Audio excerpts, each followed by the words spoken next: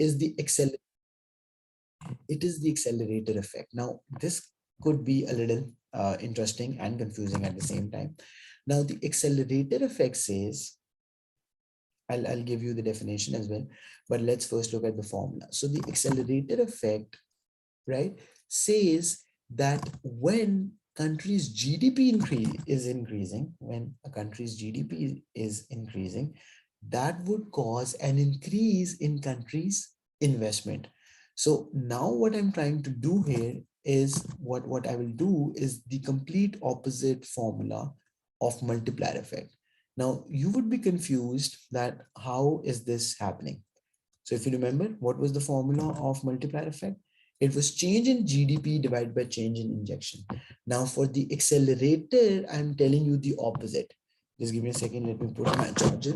So for the accelerator, I have reversed this thing, right? So I have taken injections in the numerator, I've brought GDP in the denominator.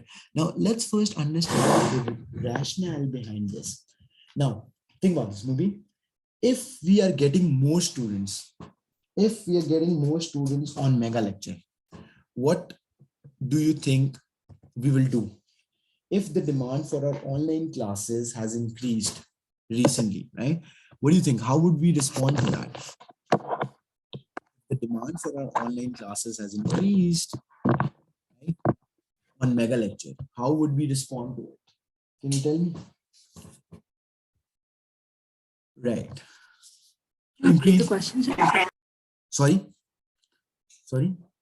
Repeat the question. Yeah. Okay. So I've just introduced a new concept, right? So we are trying to have a look at this accelerator effect. Now, this is another thing kind of linked to multiplier effect. Accelerator effect says or calculates how much will be the change in investment due to change in GDP. Now, if you look at this formula carefully, this is inverse of multiplier effect. Multiplier effect was capturing change in country's GDP due to change in its injections. And now in accelerator, you are capturing change in investment due to change in GDP. Do remember, by the way, one common mistake that students always make, whichever variable is in the denominator, that is what? The variable in the denominator is independent. This is the one that is causing the change. Are you getting me? The one causing the change, right? So whichever variable is in the denominator, that's the one that causes the change, right? And the one in the numerator is the one being changed, right? Okay, are we getting this? What captures change in GDP as a result of change in leakages? I mean, that's kind of captured. So there's no special formula for that. So it's being, calculated in the multiplier effect. Because I did tell you that lower the leakages, right, greater the multiplier effect. So what you are trying to, right? So if leakages are overall lower, right, yeah. So if leakages are lower, multiplier effect would be more because whatever investment takes place in that country, it will overall generate more GDP because everyone is spending more. So it's just that things keep going in cycle, right? Just remember it like this. So multiplier effect is like trickle down effect. I get money, I spend that money. That generates income for someone else.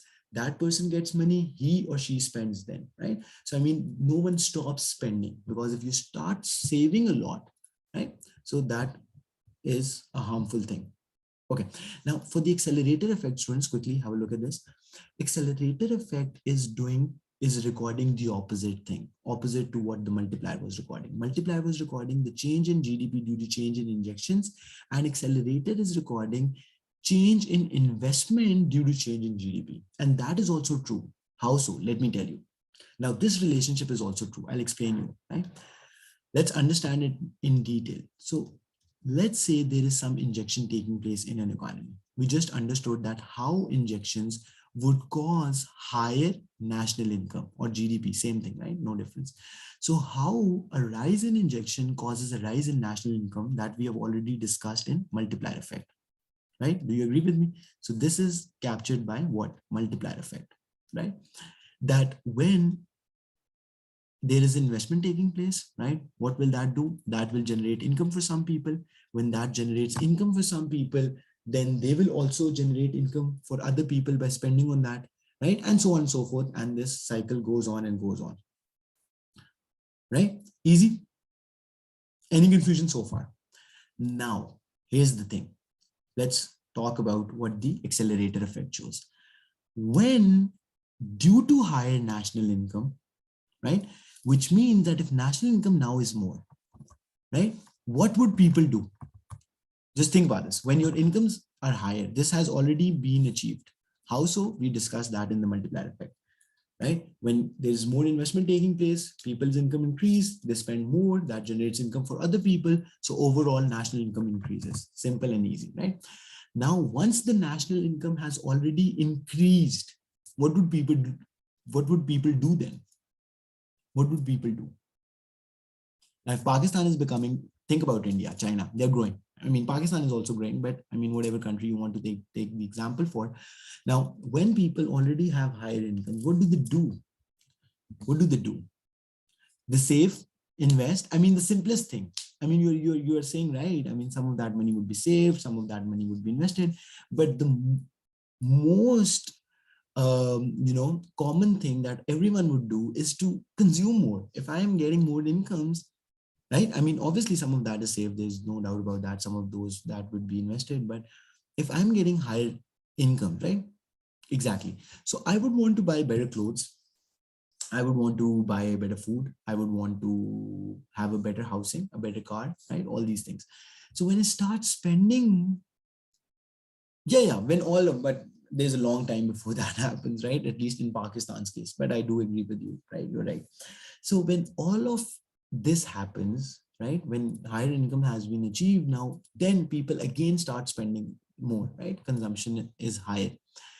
Now, with that happening, the demand for goods and services increase, which means to meet that additional demand, businesses have to invest more. Did you get this cycle? Right? Let me explain you one more time and then stop here for today. Right? So the idea is, let's listen to this carefully. More investment or more injections. So government is spending more, or let's say investment is taking place, or you're exporting more. When that happens, we know there's a trickle down effect. Trickle down effect overall, the country's GDP increases. National income is higher.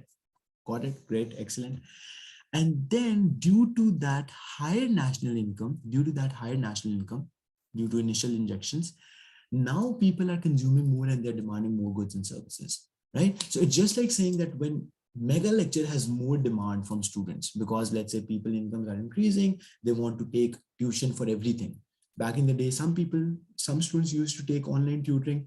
Now there are higher incomes, and every household has 2, 3, 4 kids who want to take online tutoring. So when the demand for mega lecture classes is increasing, similarly for restaurants, right?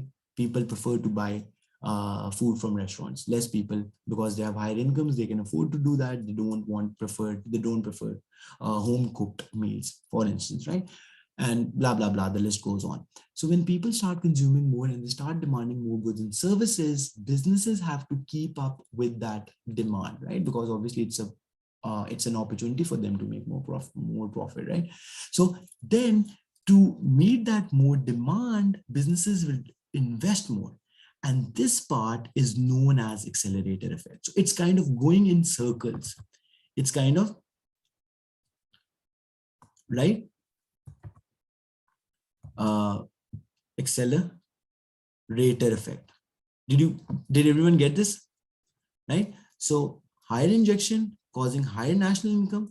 And then due to that higher national income, when people start consuming more and start demanding more, businesses have to invest again more to meet up, kind of catch up with that demand, right? And that second part is known as accelerator effect. So it's kind of going in circles and circles. So you can just think about this: more injections, right?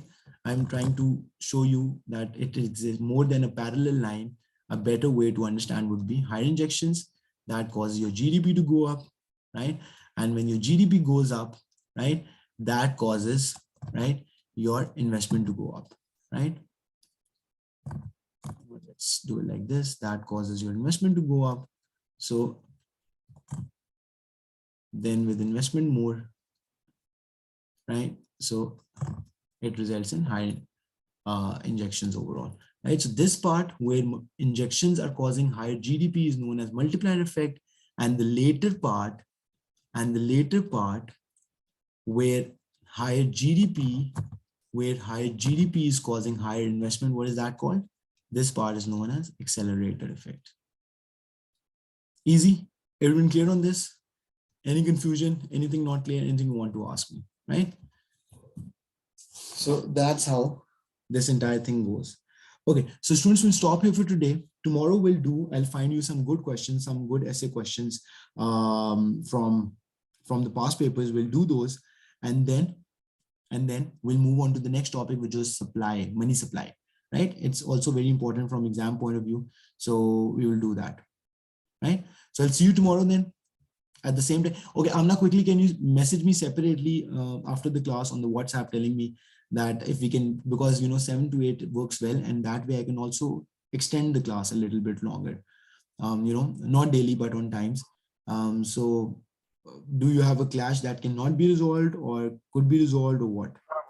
No, sorry, sir. It was just for today. Okay, sounds good. So I'll see you at 7 then tomorrow, right? Okay, take care. Apologize. Not at all. Okay, see you then. Take care. Allah Hafiz.